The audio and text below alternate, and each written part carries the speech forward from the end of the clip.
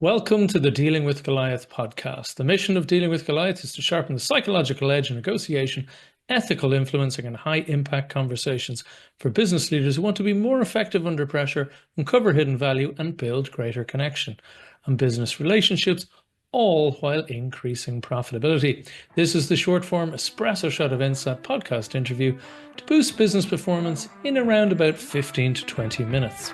My guest today is Chris Davenport. Starting, growing, and running a business is one of life's toughest challenges. With nearly 3 decades of entrepreneurial experience, including building a tech company from the ground up, Chris has navigated success, failure, and everything in between.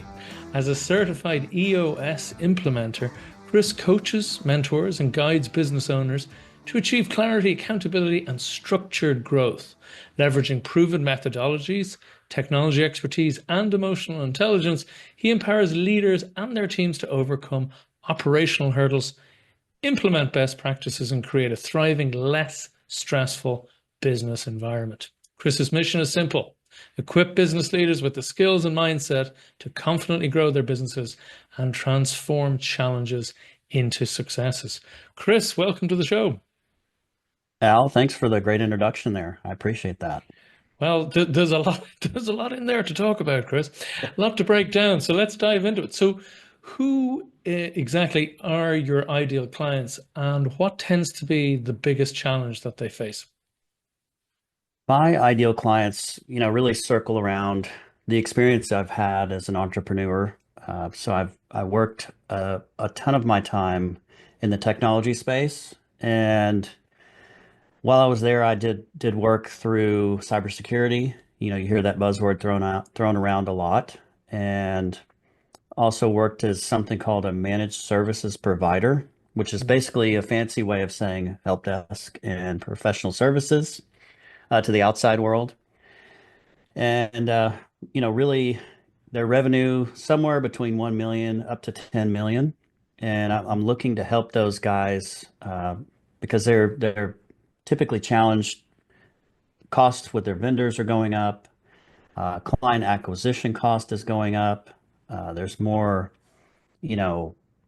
turbulence in the marketplace with, people, the barrier of entry into their business is low, Mhm. but the experience, is vastly different from someone who's just starting out to someone who has a real business that's operating and functioning. So I'm really looking for those businesses that are stuck. They've hit a ceiling, uh, and their operational maturity really hasn't scaled alongside their sales and marketing efforts. So these are people that have had success and they found clients and they have those evangelical first 10 clients to get them started as a real business. And then they go hire employees and they expect everything to be great and the same. And they find that the employees don't have the same oomph that they Mm. have, when it comes to servicing the customer. And so I help them get aligned as a team and figure out how to communicate that to their internal teams so that the experience is great through the organization. So that's Outstanding. that's ideal client there. So yeah, no, it sounds very interesting. So it sounds like, as you said, they had that initial verve. They know their customer enough to be landing those decent contracts. They're fulfilling them quite well. But as they expand, that doesn't translate. It gets diluted. Yes, Right. So perfect word for it. what are some of those common mistakes then that people make when they're trying to solve that problem? What do they usually try that hasn't worked before they meet you? They, a couple of things come to mind. Hmm. Um, I'd say the first thing they try is they hire people that they're friends or their family members and they have a trust for them. I say this too because I even went through this early on in my journey. And that's not always the best approach because if you're starting out and you're not a seasoned entrepreneur, it's difficult to deal with people issues alone. So if Hmm. you add in there a friendship or a family connection, it 10x's that conversation difficulty level. And they're not the right person to pick to, to complete the job that they're looking for. So I'd say not looking out, not finding the best person for the role, and being patient at finding someone. And because I know trust is hard, and Mhm. trust takes time to build, but making sure you hire the right people versus just hiring who's around you or who you're comfortable with to get the desired result. It's an excellent point because, as you said, if Yeah. there's personal relationships there, they make every conversation where there's friction a lot more stressful. Yeah. Yes. And Yes. Al, I'll say it's tough, and it's one that I overcame because in my last business, I worked alongside my wife for 10 years, Wow. and we have a great relationship. And people look at us like we're insane, which we probably were in the beginning, but we figured it out. And it just takes some maturity to get through those conversations being awkward. And that's why I say don't start out hiring your friends. Hire someone that knows what they're doing and they have some experience, and you'll sleep better at night doing that. It's a great point. So, Yeah. what would be one valuable free action that the audience could implement that will help with all of these issues that you're talking about when you're growing to that sort of size, and as you said, you're feeling a bit stuck, you're hitting that plateau, you can't seem to get through the ceiling. So, The best action is to learn how to have an effective weekly meeting with your team. mm, And that sounds so simple, Al, but it's an area that people either they go one way or the other with it. You find the people, oh, we hate meetings here, we never have them. They're a waste of time. Or you'll find the other side of the pendulum. Oh, we have daily meetings, morning and night, and everybody's in sync and death by meeting, as they say. hmm But the if you have one weekly effective meeting where you drive accountability, and accountability through, checking in on your numbers, whatever that number is. In yeah, sales, it's pretty easy to come up with numbers, but make sure each role has a number that's relevant to your business and the goals that you have.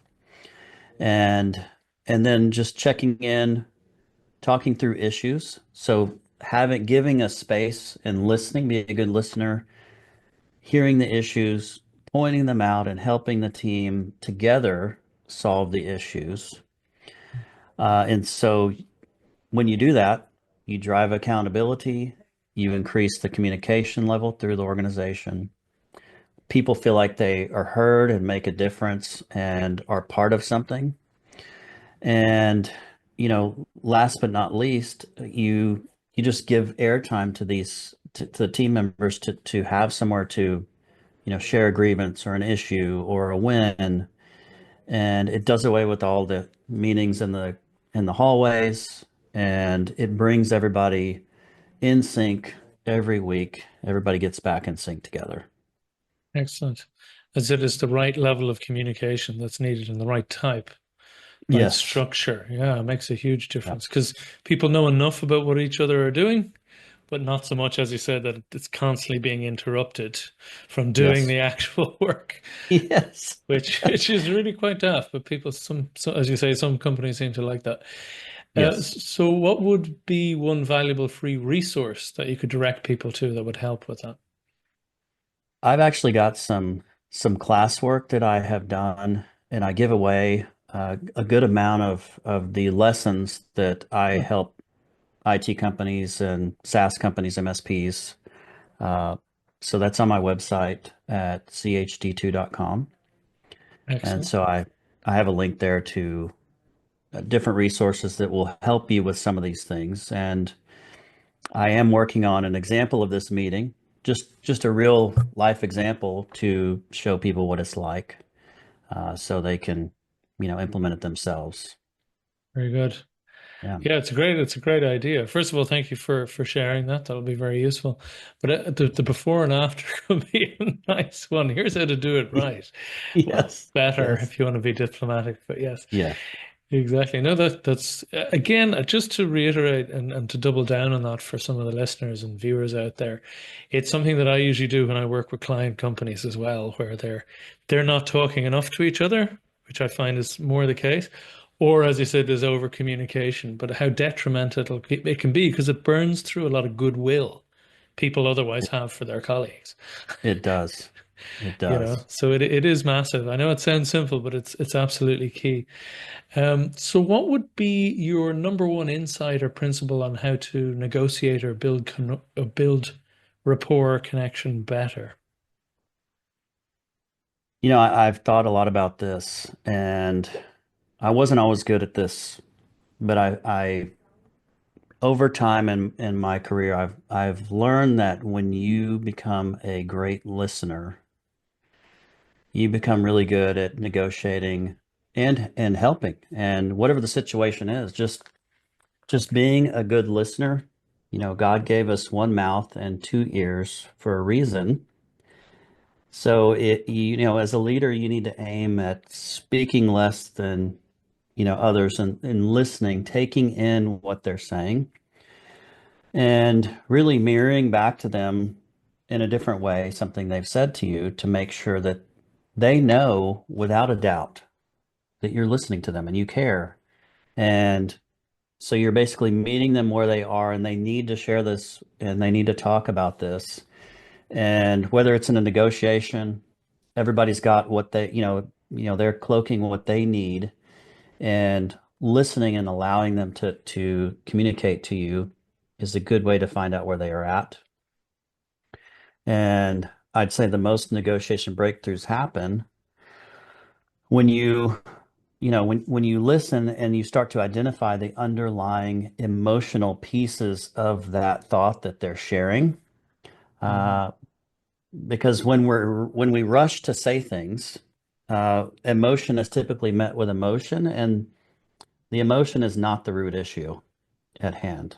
It's something else. The emotion is just the reaction of the fear or the distortion that we have inside. So by actively listening and genuinely empathizing with people, you'll build that deeper rapport and trust, and then you'll uncover, hidden opportunities. Absolutely, absolutely. I mean, like, foundational, fundamental Yeah. stuff. But as you said, it is that first key, well, foundational piece to building trust. You know, there's all these It stats is. about people when they go into negotiations of all sorts of positive intent, but they quickly get into the fear factor, you Yes. know, by Yes. misreading little cues. Whereas, as you said, when you can actually put your ego aside for a minute and just listen to the other side and ask curious questions, open questions, and then, as you say, Yes. mirroring back to ensure you're accurate. Yeah. This is not rocket science, but ask No, people how often they do it. it's it really isn't rocket science. And I think that people are afraid to do it because they're afraid they're going to lose something by not just speaking. And Yeah. I have hundreds of examples of that not being the case, just closer relationships, in the spaces that I work in, uh, I become friends with my competitors. Hmm. Before I sold my company, we would work for each other. And there was a period of time where a third of my revenue came from competitors and working for them. Wow. And That's some good relationships right there. yes, and part of that is being a good listener and building trust. And, if they're worried about, hey, I'm worried you're going to take my client. Well, I have something for that. And then just the level of trust is built higher and higher to the point to where, you end up doing an acquisition and it just makes, with that person down the road. And it made it so much easier because we'd already worked together. And it just was a great thing to see happen. Absolutely. That's a fabulous example, Yeah. where, as you said, the bravery to have that level of not just engagement, but business relationship, and then, as you said, the trust built over time with your competitors. Because in a lot of industries, in some industries is more normal than others, that abundance mindset, shall we Yes. say. Whereas others are, oh, protect at Yes. all cases, don't give Yes. nothing away, because they think any sort of gesture in that direction could be seen as weakness and all that sort of stuff. That's right. And may I ask, how did you get over that and maybe that initial or occasional fear that any of that goodwill would be used against you, or did you just accept that was a small possibility, or? I accepted it was a possibility, and when I started out uh, with these relationships, I did have some fear at first. Hmm. I did have a unique position because I was typically on the other side of it. So I Okay. was the one providing services for their company. Uh-huh. And I just, I always like to do the right thing. And so I think I led by example. And then when reciprocally they would need to, we would need their help, I just didn't have any worries because I knew I'd treated them right. And so that really helped, Hmm. just leading with honesty and openness. And if you had a fear, just get it out on the table and say it Yeah. versus, holding it in and worrying about it. And that really seemed to help curtail any of those fears, and never had an issue. You know, I love thousands of that. tickets, issues Yeah. helped each other back and forth. Never had an issue with someone stealing a client or, breaking cover, causing issues. It just never happened. I love that. That Yeah. just the profitability of integrity. It's, Yes. it's what we all want to be true, but That's we right. fear it's not quite.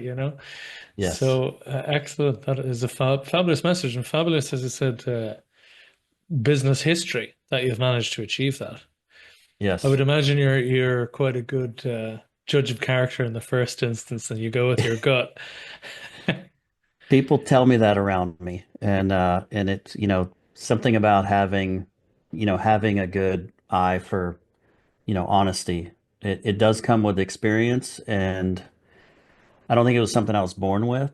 I think it was learned in watching and seeing what someone with integrity, how they operate, and then, unfortunately, sometimes you see the opposite, and Mhm. it's glaringly obviously different. And um, You know, typically though, those were issues that happened internally with employees, in my Uh-huh. case. So Okay.